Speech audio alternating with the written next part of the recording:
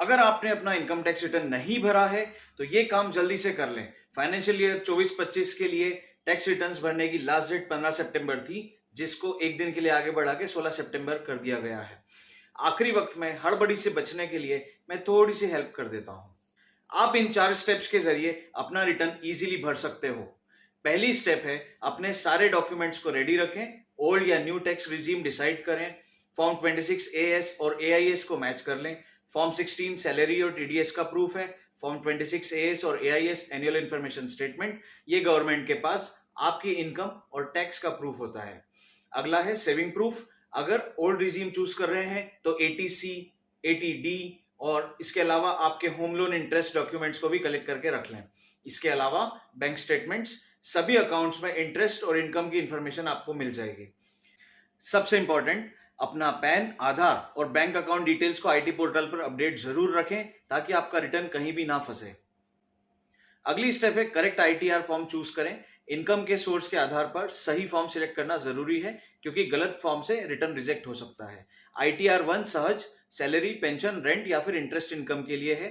Total income 50 lakh से ज्यादा ना हो। अगला है आईटीआर 2।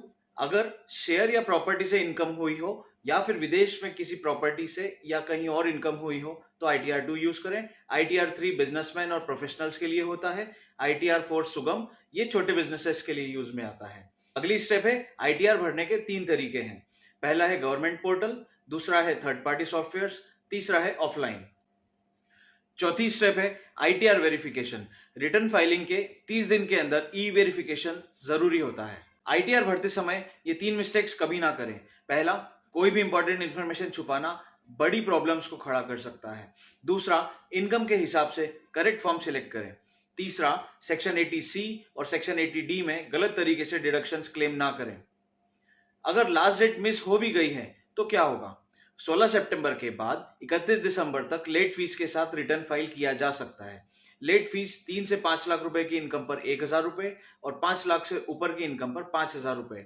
ये लेट फीस तब भी लगेगी जबकि आपका पूरा टैक्स, टीडीएस और एडवांस में डिपॉजिट हो चुका हो।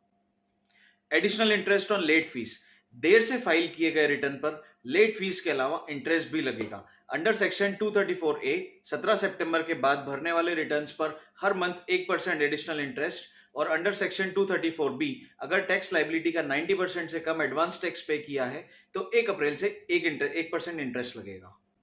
एक एग्जांपल लेते हैं।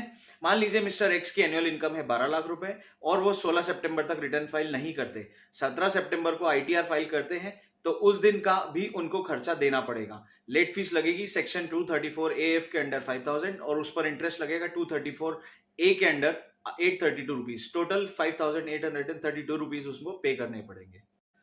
एक और बात, अगर आपसे रिटर्न भरते वक्त गलती हो गई हो तो आप 31 दिसंबर तक मॉडिफाई करके रिटर्न को भी फाइल कर सकते हैं।